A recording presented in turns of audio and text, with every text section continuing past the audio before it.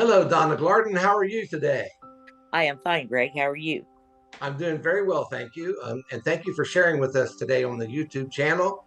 We have known each other for quite a few years, haven't we? Yes, we have. Probably 20. 20 years. Well, that's almost as old as I am, isn't it?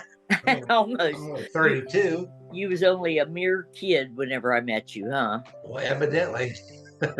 I sure age quick. I must age in dog years. It's been 20 years with you and I. And can you remember some highlights from years ago or what sticks out the most? The thing that sticks in my head is whenever you tell me something that I'm really not expecting, as soon as you tell me that, it's like it might not happen immediately, but it always winds up happening. That's interesting that you would bring that up because that's very true. I mean, I try to bring it within a time frame, so to speak, but sometimes the things that I talk about or share with people don't transpire to maybe years later, even. Do you feel Right? that way? Yes, I do. So, um, the Lord says, the Lord God says, a day is like 1,000 years, and 1,000 years is like a day, because there is no time frame in heaven. And so I try to, in this human stance, to bring it to a time frame, so to speak. But again, I may try to make it within a year, but it may be 2 years, 3 years before everything transpires, and Mm. even sometimes longer than that. What else do you remember from way back when? You had told me that I would be making a move, and I made a move and went to Kentucky and came back. That I would not be happy there, and I really wasn't. And but that was several years that I did spend there. And then you said whenever I had seen you after that, that I would wind up buying a house here in town, and I did wind up doing that too. Oh, and you also told me about buying a new car, and I wound up getting a new car too. Awesome, awesome. That's kind of neat. Well, I kind of want to look toward the direction of you today, Mhm. um, and I want to share with the people that's listening. Well, number one, your name is Donna Glardon, not Dina Glardon, which is on the screen. Right. And we tried to fix that prior to this many times, correct? Yes. But I want to share with everybody listening today that Dina is in heaven. And Right. Dina was a dear friend of yours, correct? Yes. We have Dina making connection through this video by putting her name on here. And so I think that's interesting to note that your best friend from heaven is in support of this, as we see her name as Dina on the screen instead of Donna. Isn't that cute? Well, we sure have tried a lot to get it off of there, and it just is bound and determined to stay. It certainly is, isn't it? Hmm. Um, she talks about 2 rough years, um, not just over health, but back and forth with friendships and struggles. Does that make sense to you? Yes. And she said toward the end, I kind of didn't know my place or where I was going. I get that she didn't know where she was, kind of sordidly cognitive. Why? She spent a long period in the hospital and struggled whenever she first come home. And she, like you said, she pretty much just wondered how things really were.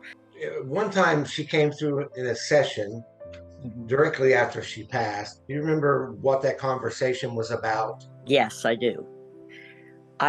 I had went to bed that night and I had dreamed about her.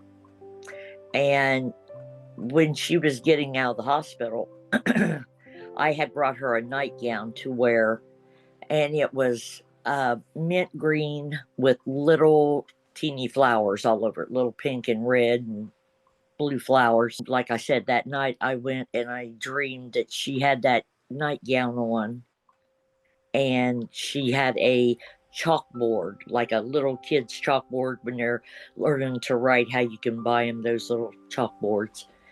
Yeah. And she had it hanging on the wall, and she was just wiping away at the chalkboard.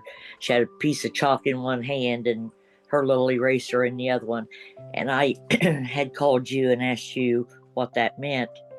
And you said she was wiping away all the like things from the past. She was starting over anew, which I thought was spot on. Actually, we had one really long drawn out tiff about some of her family, and she didn't really realize what I was saying until then. And she pretty much told me, yeah, I see it, I get it. And then when I dreamed that about her with her little blackboard, that was whenever you said she's starting anew. She sees everything and she sees it for what it is, and now she's going to start anew. Which represents a clean slate between you and her, correct? Right, right. Your mom just came just now and handed me a handful of change. Who did you just give a handful of change to? Well, my little baby boy this morning was putting his McDonald's change in our pill bottle. We have a big Okay. small pill bottle in the car, and our extra change we put in there for like iced tea and drinks and stuff in the summertime when we'll be going to the lake or whatever. Well, that's sweet because that represents your mother was with you when you all were in the vehicle this morning. Right. That's sweet. Um, Normally, she doesn't come through much because everybody else interrupts. So it's kind of neat how she just came forward here in this moment and got ahead of everybody. And she even said that to me when I first began to see her come toward me. She stood in the way of everybody else instead of everybody standing in the way of her. She's mentioning pansies or little flowers. Dad used to call the little red ones, he would call them red hot Sallies. I don't know. Okay. He said that's what his mom called them, so he would call them that. And then there's a little purple and yellow one that I like real well, and then there's a just screaming red. It's like a little pansy. Okay, that's interesting that she's referencing that. It's neat. I just thanked her for coming forward. Your dad kind of overpowers this a lot. You know what I mean? Yes. Yeah. He said to me just now, "What did you expect?" So, and his name is Leonard, correct? Yes. That's his name. Yeah. Yeah. He mentions a squirrel cartoon. Where do you see a squirrel cartoon now? Are you watching a squirrel cartoon and seen it recently? Rocky and Bullwinkle. You're kidding. It still plays to this day? Yes. Well, that's Yes. interesting. So that's the squirrel cartoon that he's referencing. And he would also say, "Why do you sit and watch those cartoons?" I said, "Dad, now you think about this. What do you think about when you're watching a cartoon?" "Well, I don't think about nothing." I said, "There you go. That's my whole point. This is my nothing time. I sit here, I look at it, it makes me laugh, and I go on." Yeah, and now he's mentioning popcorn. What was the thing about you all with popcorn? He liked popcorn in the evening whenever he was watching TV. Okay. Well, that's interesting that you reference why you watch cartoons, but he eats popcorn and watches TV, his own TV stations in the evening. Uh-huh. That's kind of the pot calling kettle black a bit, isn't it? Yeah, it is. There's a man comes through here talking about a truck with the name Frank. Who is Frank to you? Frank was a diesel mechanic where I used to work at. Okay, it's interesting that it's not just family coming in here; it's everybody else. And Randy, that used to be in a wheelchair or Right. wheelchair bound. Who is that to you? He was a very dear friend of mine. He had drove a semi and had an accident, and it was traumatic brain injury, but all the symptoms of it was the same as Parkinson's. Well, Randy's referencing like about 3 days ago, you kind of had a meltdown, and the fact that he came to you during that time He mentions a green box. What were you doing with the green box that day? It was spaghetti. Okay. You were making spaghetti? It was cremettes, and their box is green with like a little red trim around it. He's talking about how no one was showing gratitude and no one was appreciative of the things that you do. And you were so tired that day of people walking all over you that you had had. Does that make sense to you? Yes. And about how tired you are and wore out you are because you don't get any sleep anymore. He references you being up all the time, like maybe getting 3 to 4 hours sleep, and that's it. And that's part of the reason why I feel like he's saying you wear your heart on your sleeve. Does that make sense to you? Yes. Why don't you get more than 3 or 4 hours sleep? Because I have a little boy. He's autistic, and he has an alarm clock set in his little head for 4 o'clock in the morning. And if I'm really lucky, he sleeps till 5. And on a bad day, he gets up at 3:45, and that's when his day starts. And he's still going by 7:30 or 8 o'clock that same night. So he can go many, many, many hours. Well, Randy says to tell you to set boundaries with these people. I feel like it's family members, and also it deals with the type of work you do and the people that manage. And I just want to say, I think I would put my foot down and be more assertive on the fact that make your point known, if that makes sense to you, Right. and don't let him bully you. He says. Do you understand what he's saying? Oh, yeah. Then your dad comes in here with a cat. Who likes the cats? He didn't like cats, did he? No, he Uh, didn't. did you see a cat recently? There's a cat that roams the neighborhood. He belongs to everybody. But the way he was holding the cat was with his hand like this for the back of the neck. So that reference to me that he really didn't care for cats. So, do you feed that cat? Sometimes. Okay, yeah, well, he's telling on you there. Jerry comes forward, and Jerry's your husband, correct? Yes. He's referencing to me peanut butter, the knife in the peanut butter. Does that make sense to you? Yes. He would do that all the time if he was in a hurry.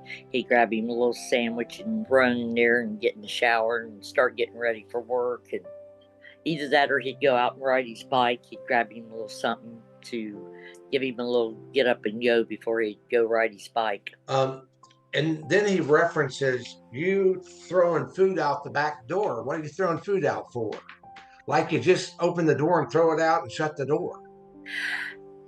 I throw out crackers and bread and stuff to feed the squirrels and the birds. Okay.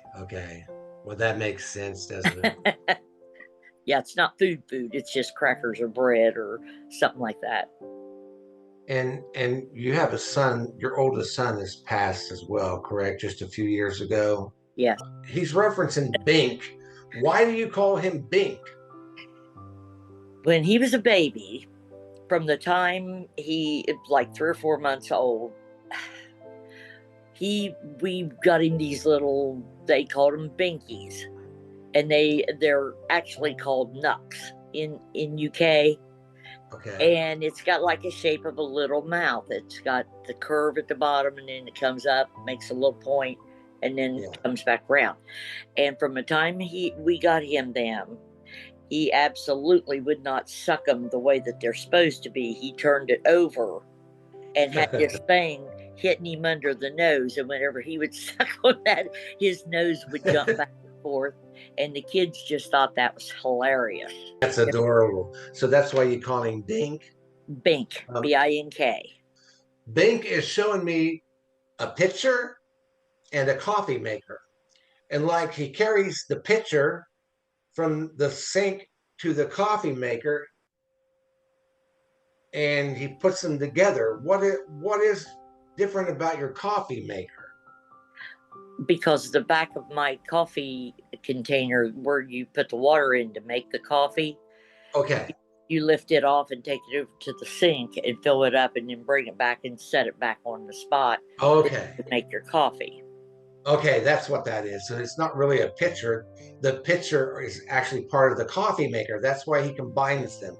Right. I see now what he's showing there. He just references the fact that you're singing all the time and you're talking out loud in the kitchen and nobody's there but him. What does he mean by that? Because that's whenever I do my meditation time, that I do my dishes and I stand at the sink and I look out the front door and I look at the birds and sing my little songs, and there you go. Okay. And now he's referencing some type of furniture like a cabinet. You wanting to do something with a cabinet, and in order to do something with a cabinet, you have to get rid of the couch you've got and exchange it to a different type of couch. I would like to have one of the bow front curio cabinets. Oh, okay. And I'm thinking all it's going to take is one more piece of furniture in here, and I'm going to have to move out and just make room for the furniture. So I would have to get something would have to go, or I would have to downsize the couch. Okay, that's what he's referencing. That's pretty cool. Yeah. He's also referencing you need new scrubbies, like for the dishes. Do you know what he means by that? Yeah, I use those Mr. Clean things inside the cups, and then Okay. I use those sponge things. It doesn't have that real rough stuff. It's just got like something you would use on a Teflon skillet, whatever that stuff is. A scrubby. Yeah, a scrubby. I feel like currently, as you look toward the direction of your future, your main concern is how am I going to juggle all this stuff while I'm trying to generate money at the moment? I need the money now. The money isn't here, and I need it at this moment in order to sustain myself so that I can look toward the direction I want to go. Does that make sense to you? Yes. So I feel like it's a balancing act for you. It is like you're a juggler, you're trying to juggle the finances here, keep them going and keep it running. At the same time, there are new job opportunities before you. You don't know which one to take or which way to go. You're a bit indecisive because nothing has really landed yet for you. And so that makes you a bit frustrated and a bit impatient because you're waiting for something to land in order for you to stop juggling the money. Yes. To all the above.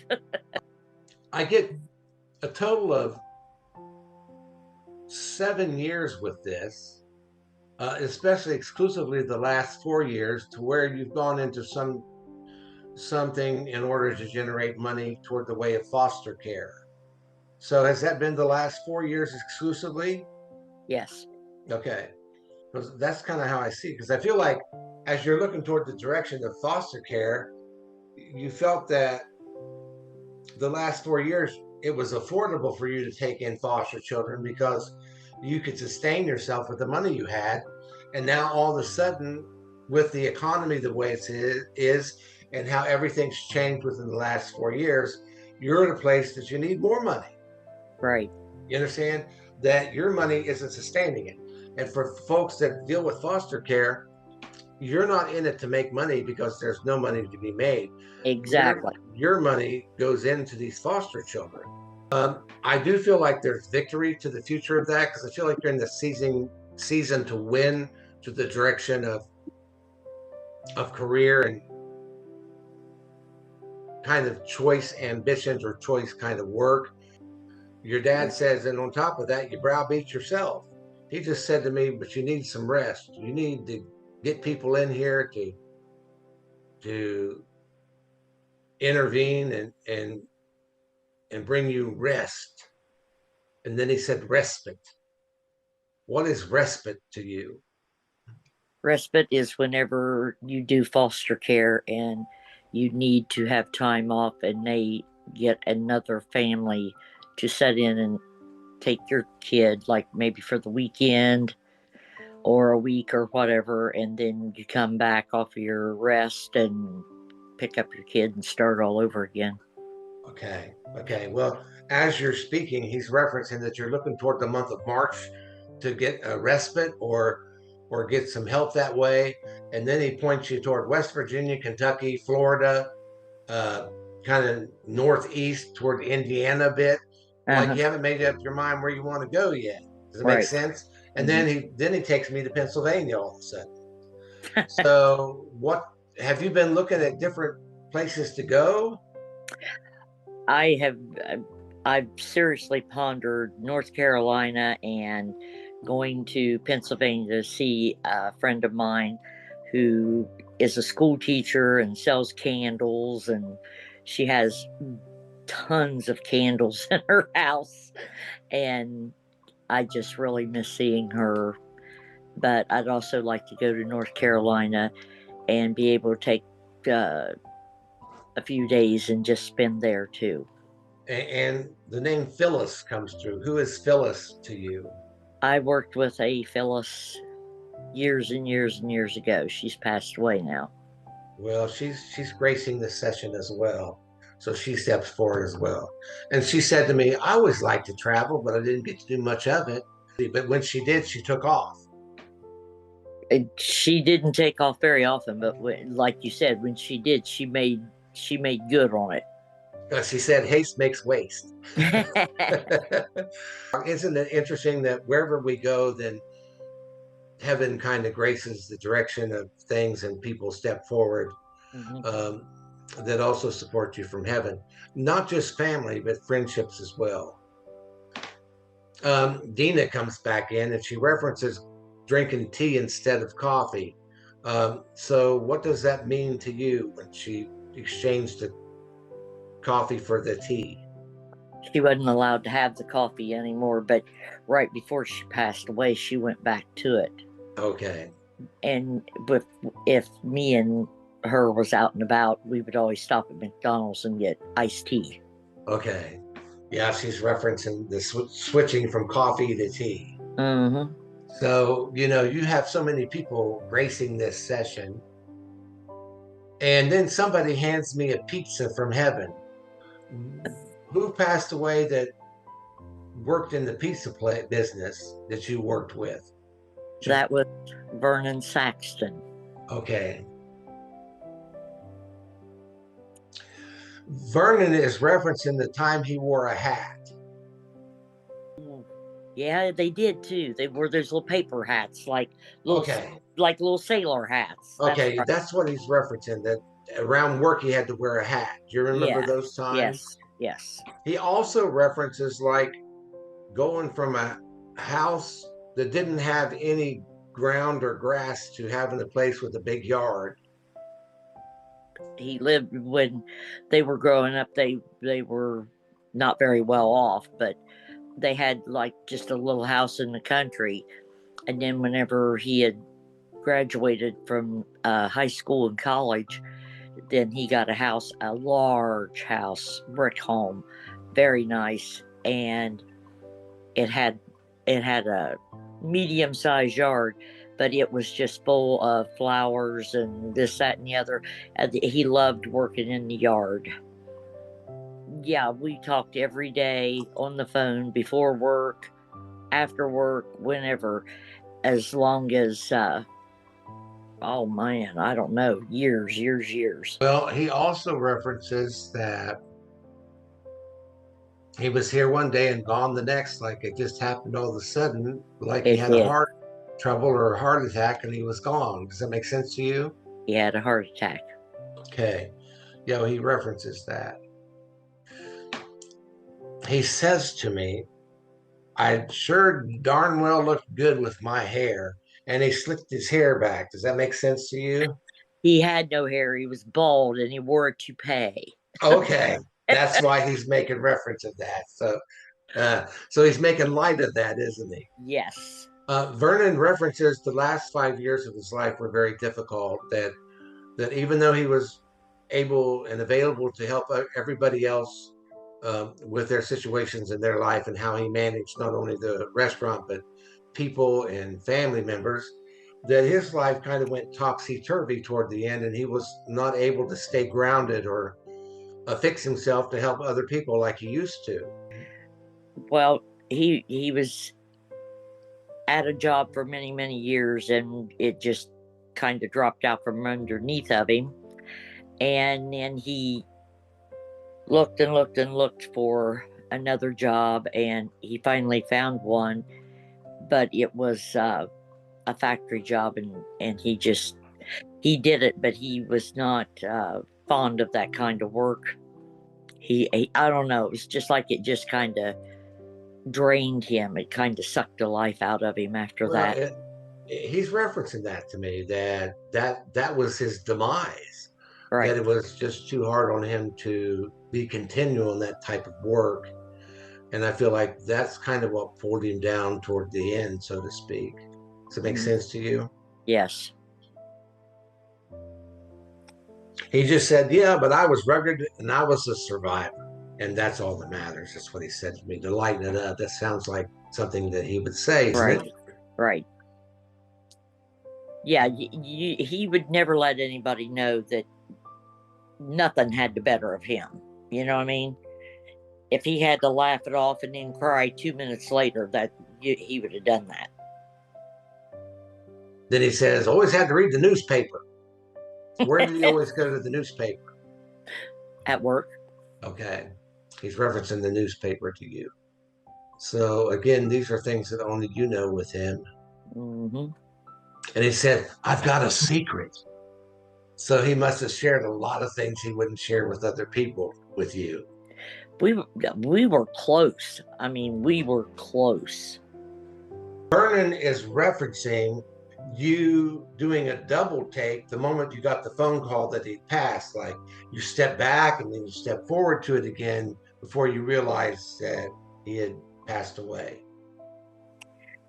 Yeah, his sister had called me and told me, and I thought, is she just doing this? I mean, is she telling me a story? And I finally got a hold of myself enough, and I asked her about it again, and she's like, I'm not kidding. She says, he really did pass away. Okay, so that's the double take, the Yeah. moment you received the call. He says to tell you that he's sorry that he couldn't spend any more time with you, that, you know, he didn't know he was going to go out so quickly. And if he still could, if he had his brothers, he'd meet you for coffee in the morning. Does that make sense to you? Yes, we always had coffee. So I'm trying to get back to the direction of you, and you know, Vernon comes in here, which is perfectly fine because it's nice that he graced this moment as well. Right. Then Dina comes back in. Dina is intervening here, like Vernon's taken all the space, and Yeah. so she comes forward to present herself again. I'll just say that to you. And she references her ring. Does she have one very important ring or beautiful ring that she had? She had bought this ring for her mother, and before her mom passed away, she got the ring back, and then it was supposed to go to Dina's adopted daughter. There's been 5 years of disappointments around you, and a lot of spilled relationships from the past. It seems to me like you've had your fill of 5 different people coming before you, and you're having to help them transition from this round to the next round. And it's almost kind of like the work I do. Lots of times I feel like you're there equipped to help them in hopes that they recover, and then all of a sudden they're gone and you're left in this space all by yourself again. Happens a lot to me. Well, especially I feel like there's been 5 within the last 5 years, and 3 of them have really affected you. Yes. My son was really a devastating thing, and my second husband passing away. And I made up my mind whenever he passed away, if I could get through that, I could get through anything. And you know what? I said that, and I probably should have never done that, because it just gets harder and harder every time. And as you're speaking, your dad steps forward as being one of those that's passed during this transitionary time. That's been kind of difficult for you as well. Go on with yourself, your dad said. It takes money to make money, your dad said. So part of these things that you're looking at, it's going to be an investment for you in order for you to establish more money this time next year. Again, I feel like you're tugging at it and you're making leaps and bounds, even though you don't perceive it that way. Over the last 3 years, I feel like you've come quite a distance and you've pulled yourself up by the bootstraps, so to speak, financially. And look at where you are, he says. Your dad's saying this. Look at where you are and how far you've come all by yourself or on your own, when you thought you'd have to be dependent on somebody to bring you here, and you turn it around on your own. You understand what he says? Absolutely. He said, look at the things that you paid off in the last 5 years. Does that make sense? Yes, and it's been a lot of things. Well, that's wonderful. Then he references your car. Where are you with the car? Do you have a new car, and have you almost paid that off, or what's he talking about? I have a, what is this, 2023 car, and it will be paid off in less than 2 months. Wow, that says a lot. So there's money that came out of nowhere to help you establish all these things in order to get you ahead. Yeah, he references the fact that now you're running toward the house to pay off the equity of the home and get it paid off quick as well. So you're establishing goals for yourself to the future. So stay current on the direction that you want to go and let everything fall into place around you. And he said, stop worrying about it and just let it happen. Right. He references the fact that he was frustrated the last 2 years because he had to use a porta potty or had to have go into the bathroom, and he had to adjust to that. But you just have to learn to adjust things as you go. He was frustrated because he had fell in the nursing home and had broke his hip. So he did his business on adult diapers and stuff, and he felt very demeaned by that. And he references that with you in life, and the fact that you just have to go with the flow of life, and when things present themselves, you just have to get through them the best you can and get to the other side of that. Right. And I want to say, he might have huffed and puffed his way through that, but he always got through it regardless of how he complained, he said. Does that make sense to you? Yes, and he sure did complain. Did he? Okay. So again, just keep trudging at it. I feel like you make these leaps forward. You take all this money and you appropriate it to things that need paid off. And then you're at a place where you don't have any money presently. It's a cycle for you back and forth. And this also appears to be this time next year where money comes to you, but you appropriate it to other things. And then you're concerned about where's the money going to come from. In one way, that's what feeds you in order for you to establish money to the future. I know that sounds kind of funny, but it's almost like you take everything to the edge, like you're getting ready to jump off a cliff, and you step to the edge of this and you just ask God to just catch you as you step forward off the cliff, regardless if it's raging waters or not, to pull you up and out financially from where you've been. And that seems to be a track record of you the last 10 years. Does that make sense? Yes. Well, again, faith is established by trust. And sometimes we have to trust into the unknown and just step forward and just believe that God will catch us. And I feel like that's part of where you are, and that's what feeds you. Regardless of the heartaches and the stress things cause, part of it is the drama of it keeps you going. Your dad keeps referencing the name John. All through this session, he's asked me to come forward with the name John. And John, living, he is, isn't he? Yes. Who is John to you and your dad? He was just a man that we knew that lived over close to where Dad lived out in the country. And he was a welder by trade. Actually, I seen John maybe a couple, I don't know, maybe 2 months ago. That's why he's referencing him. You've seen him recently then, haven't you? Uh-huh. Well, how did we do, Miss Donna? We did pretty doggone good, Greg. The best thing I can suggest that you do is to just keep trudging at it and keep moving forward. Forward is a positive motion. So at least if you're moving forward, you're going in a positive direction. You remind me of a miner who goes into this cave and they just keep digging and digging and digging and chomping at it and chomping at it in order for them to get to the other side of the mountain, so to speak. And in the process of that, like the ore of the mountain, they find gold in the ore, and you just keep digging through this mountain uh, until you can get to the other side of it. Does that make sense to you? Yep. Yes, it does. Well, thank you for the opportunity to share, and God bless you for this moment. And I just pray that everything continues to go to a positive direction for you as you step into 2025 and beyond. Thank you for this opportunity, Gregory, and you just have a wonderful day as well. Well, thank you. God bless, and have a great day. You too. Bye-bye. Bye-bye.